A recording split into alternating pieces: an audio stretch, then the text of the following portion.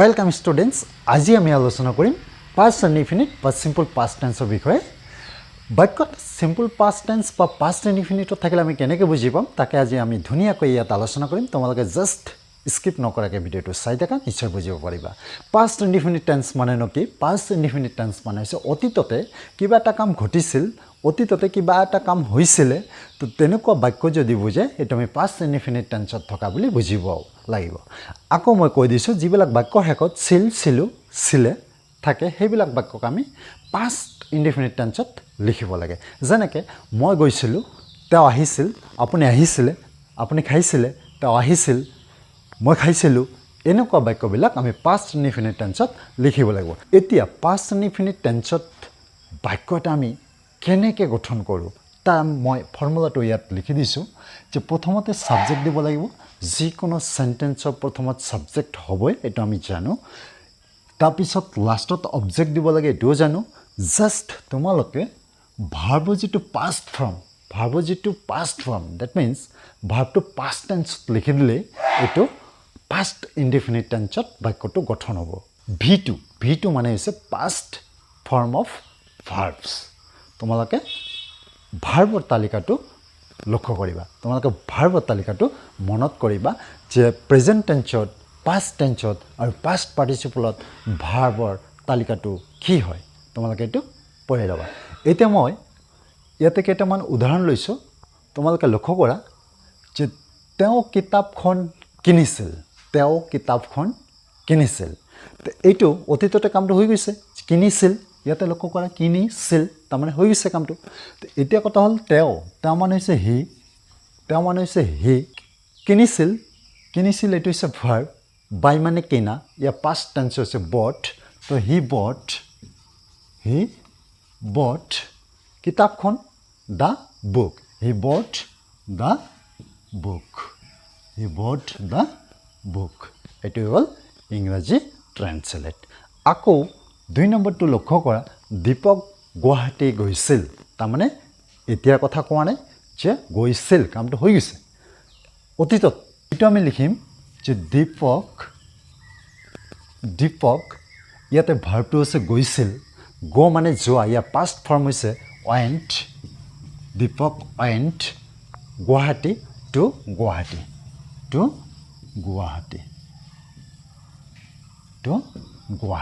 Okay, এইবাৰ আমি 3 নম্বৰটোলৈ লক্ষ্য কৰোঁ। মানুহজনে কামটো কৰিছিল, ইয়াতে লক্ষ্য কৰা কৰিছিল, তাৰমানে কি বুজাইছে যে কামটো শেষ পাইছে, অতীততে শেষ পাইছে, আগতে হৈ গৈছে। এতিয়া মানুহজন মানে হৈছে দ্য মেন, ইয়াত কৰিছিল, এইটো ভাৰ্ব আছে, এইটো পাষ্ট টেন্সত লিখিব লাগিব। ডু মানে কৰা, ডিড মানে কৰিছিল কামটো, the men did the work. তাৰপিছতলৈ লক্ষ্য কৰা, সিহঁত প্ৰতিদিনে ক্ৰিকেট খেলিছিল, এইটো অভ্যাসগত বুজাইছে যে অতীততে অভ্যাসগত যদি কোনো এটা কাম বুজায় সেইটো আমি পাষ্ট ইনডিফিনিট টেন্সত লিখিব লাগিব। ধৰা যে ৰামে প্ৰতিদিনে আমাৰ ঘৰত আহিছিল, এইটো মানে কি অভ্যাসগত বুজাইছে, অতীততে মানে প্ৰতিদিনে আহিছিল, এইটো ৰামৰ অভ্যাস আছিল। ডেট মিন্স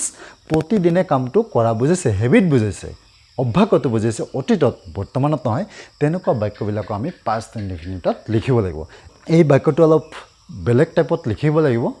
যদি অভ্যাসগত বুজায় অতীতত কোনো এটা কাম, তেতিয়া আমি ইয়াত উঠ দিব লাগে, দে উঠ, বা এইটো আমি এনেকৈ দিব পাৰি ইউজ টু, এই দুটা এটা দিব লাগিব। দে উঠ বা ইউজ টু। এইবাৰ ভাৰ্বৰ যিটো ৰূপ আছে এইটো লিখিব লাগিব প্ৰেজেণ্ট টেন্সত, ডেট মিন্স V1, এইটো পাষ্ট টেন্সত নহ'ব, প্ৰেজেণ্ট ফৰ্ম হ'ব। তো দে উঠ বা ইউজ টু প্লে, কি খেলিছিল, ক্ৰিকেট খেলিছিল, ক্ৰিকেট প্ৰতিদিনে, এভৰি ডে, নিশ্চয় বুজিব পাৰিছা। তো এতিয়া মই আগবাঢ়িছোঁ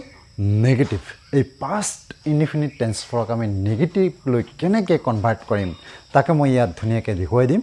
নহয় বোধক বাক্যবিলাক কি হৈছে নেগেটিভ। এতিয়া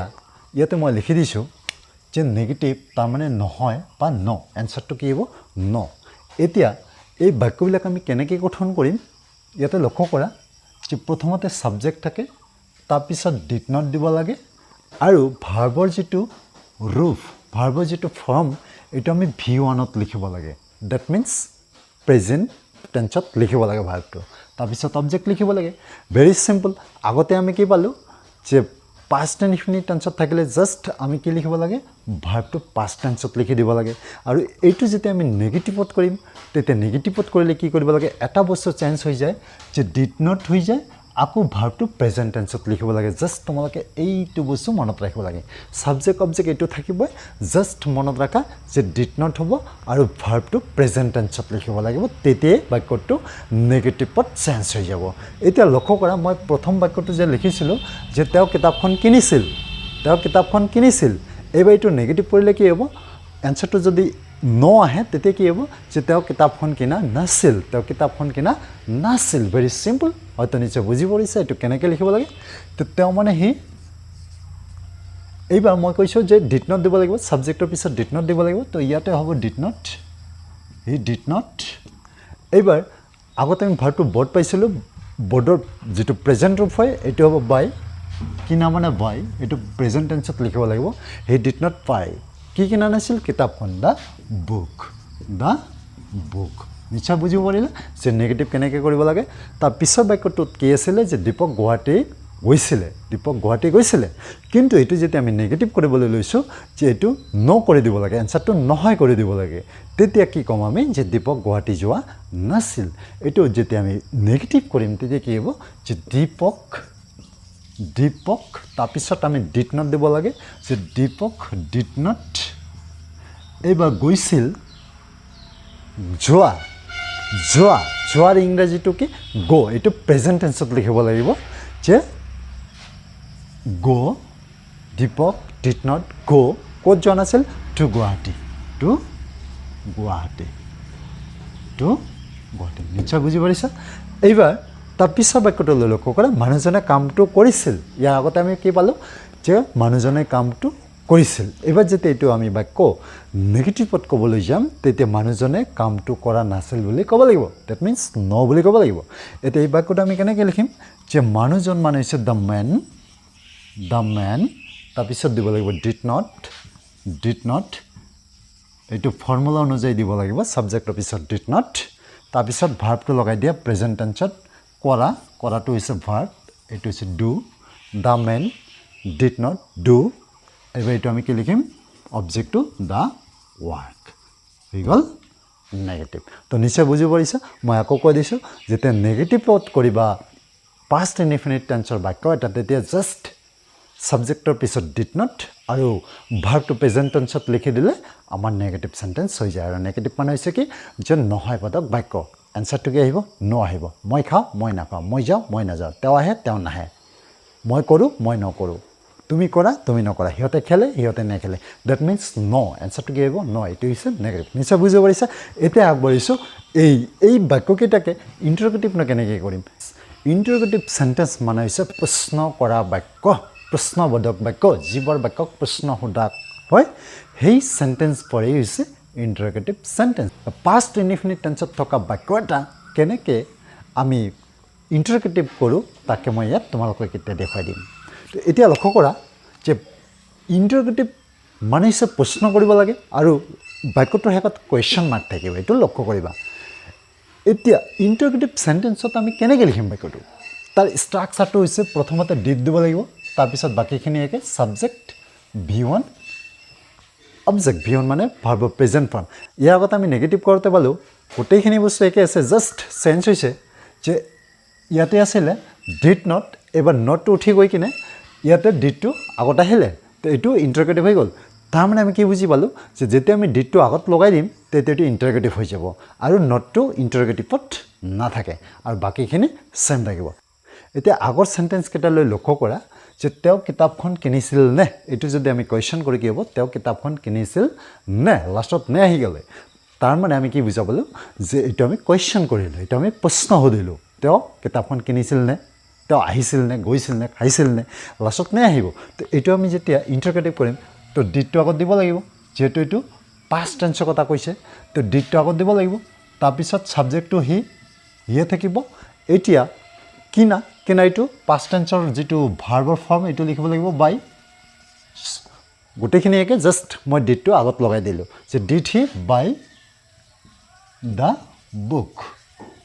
লাষ্টত কুৱেশ্যন মাৰ্ক দিব লাগিব এতিয়া নেক্সট বাক্যটোলৈ লক্ষ্য কৰা যে দীপক গুৱাহাটীত গৈছিলে নে ইয়াৰ আগত আমি কি লিখিলোঁ যে দীপক গুৱাহাটীত যোৱা নাছিল দীপক গুৱাহাটী যোৱা নাছিল তো এইটো যেতিয়া আমি ইণ্টাৰগেটিভ কৰিম তেতিয়া কি কৰিব লাগিব আগৰ নিচিনাকৈ ছেম জাষ্ট আমি লিখিব লাগিব ডিডটো আগত ডিড তাৰপিছত ছাবজেক্ট দিব লাগিব ইয়াতে ছাবজেক্টটো কি আছে দীপক ডিড দীপক ভাৰ্বৰ যিটো প্ৰেজেণ্ট ফৰ্ম গৈছিল নে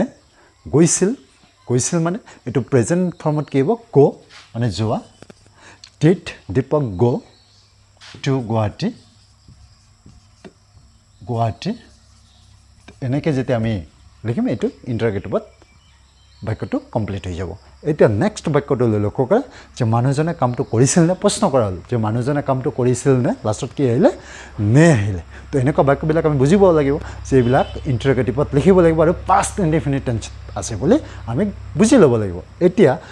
আগৰ নিচিনাকৈ তো ডিডটো আগত দিব লাগিব ডিড মানুহজন